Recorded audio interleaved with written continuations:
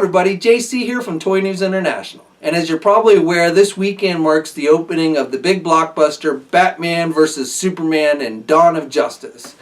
And last night I got to see an advanced screening of the movie, and I just wanted to throw this video together and share my thoughts about it. It's going to be a non-spoiler review, so don't worry, I'm not going to ruin the movie for you, but I definitely just wanted to share some thoughts. So, good news and bad news. The good news, or actually I'm going to start with the bad news. The bad news is I did not really like this movie that much. It wasn't like god-awful, this is the worst thing I've ever seen bad, and it wasn't even necessarily Michael Bay Teenage Mutant Ninja Turtles bad, but it was definitely not a very good movie. It was Man of Steel bad. And so I did not like Man of Steel, which is basically the first movie we saw with this version of Superman, kind of kicks things off. I did not like the dark tones of that movie. I did not like seeing things like Superman breaking people's necks. I did not like the over-the-top destruction.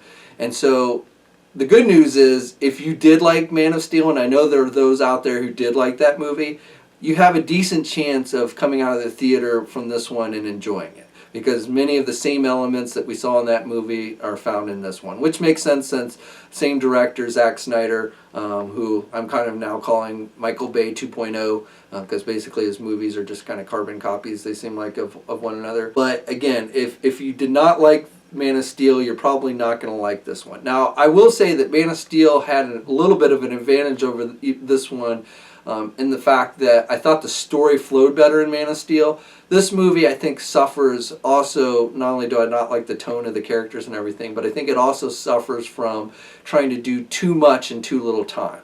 So obviously this is a continuation of Man of Steel, so Superman's story continues, it's kind of a sequel to that, but then we're also throwing Batman into the mix, so it's also kind of like a Batman movie. And then on top of that, we're also trying to plant the seeds for Justice League, the Justice League movie. So we've got all of that in there as well. So again, I just kind of thought that the whole thing was just ended up being kind of a hodgepodge a bit. If you like the action, if you like the dark tone, so like when I say dark tone, like Batman kills people in this movie. He uses guns, he's got big guns on his Batmobile and his airplane, and there's a scene where, you know, he takes guns out of people's hands and he shoots people, and I'm pretty sure he kills some people in this movie, and that to me is just not Batman.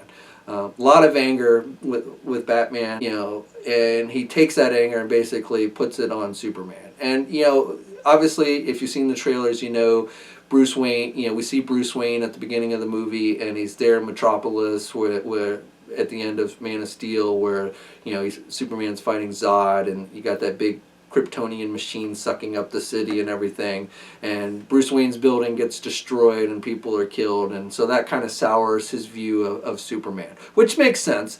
I had no real problem with that, and this is kind of my takeaway, but it was more, Batman's anger towards Superman was beyond that. It was more, he was basically his frustration of not really making a big difference as far as, stopping criminals. I mean, as he put it in the movie, criminals are like weeds. You pick one and another one grows and takes its place. And then his anger towards the death of his parents, the senseless death of his parents. And he basically has taken all that anger that's built up over the years and placed it on Superman. And to me, it just, I don't know, it just did not come off very well. Now, there were things in this movie I did like. I liked Jeremy Irons as Alfred. I thought he did a really good job as Alfred. When that casting news first broke, I was a little, I don't know. But he actually does a very good Alfred, good little one-liners with Bruce Wayne. I like the interaction between him and Ben Affleck as Bruce Wayne. Also, Gal Gadot as Wonder Woman. Now, it's not like we get a real big in-depth look at Wonder Woman in this movie. We get some sprinkles of her throughout, and then she's kind of thrown in at the end for the big battle scene. So it's not like, oh, this is definitely going to be a great Wonder Woman. But there was nothing in this movie that made me think this is going to be a bad Wonder Woman. I was fairly impressed with her. The look of the character didn't seem as dark as the others, was kind of the light in the room. So, they are working on a solo Wonder Woman right now, and so I have hopes for that it's going to be different from Man of Steel in this movie and a bit better. That was definitely a plus. There are other characters that make appearances in this movie. Some you probably know, some you may not know. They're not, they don't make a huge impact in this movie, but you know, there are some kind of like Easter eggs there for you DC fans. There's a scene which, you know, we've seen in the trailer with the Nightmare Batman. There's an action figure. I did a review the other day of it, and that scene, basically, I will say, if you're not a diehard DC comic fan, good luck on making heads or tail of anything out of that scene. It is definitely something I think that's meant to lay groundwork, but you know, again, I think you have to have a firm understanding of the DC universe if you're going to make any sense of that scene. So for those of you that are not big, you know, DC comic fans, you know, that is probably going to be very confusing to you, which I didn't really like. I mean, I pretty much got what they were trying to do with it, but that's because I have a somewhat decent understanding of the DC universe. But again, my wife who saw it with me, she was like, "What the hell was that?" Didn't think was that well done for the most part.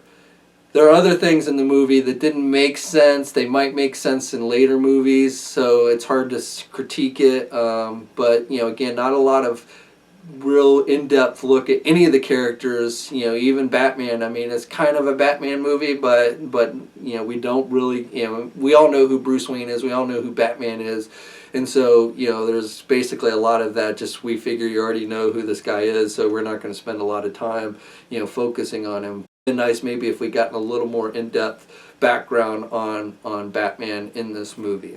Special effects, fight choreography, I thought was okay at times. I didn't really like much of the fight scenes with Batman that we saw with Batman. There's one scene where, I think it's in the trailer, where he's taking out some criminals, and it's like he's hiding up in the corner. It's like, is he Spider-Man or is he Batman? And it just seemed weird to me.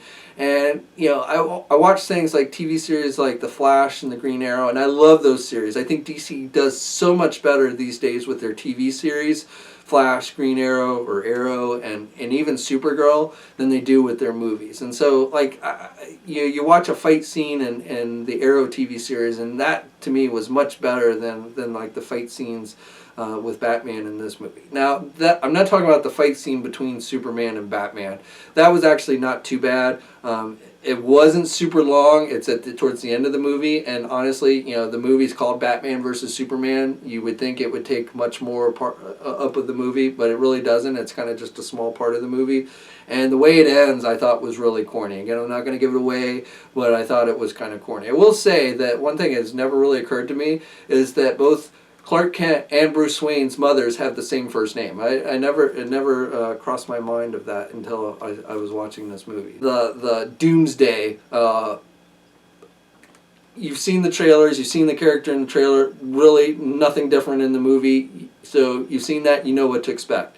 To me, it came off really corny. It was like somebody who made that up was like, "Hey, you know, I like the Hulk and the Avengers. Let's take that and let's throw it in this movie. Let's make him a little deformed looking and let's put the Hulk." So if you've ever been wanting a Avengers movie, Hulk versus Superman, this is probably the closest you're going to ever get to that. But not as good as the Hulk, but definitely that's what it struck me as what they were trying to do. You know, so he gets a little more Doomsday-ish in the movie, but again, not really liking that. Basically, just came off as, let's throw in this super powerful creature just so we can have a big giant battle scene with our three heroes, Wonder Woman, Batman, Superman, and this creature. Lex Luthor, worst part of the movie. Jesse Eisenberg, again, you've seen him, you know, in the trailer, and really basically that's what you get. To me, it's kind of like, it's the millennial version of Lex Luthor. He's like, to me, the best, Lex Luthor is the best, and they never seem to get this in the movies right, but Lex Luthor he's this genius businessman who does bad things.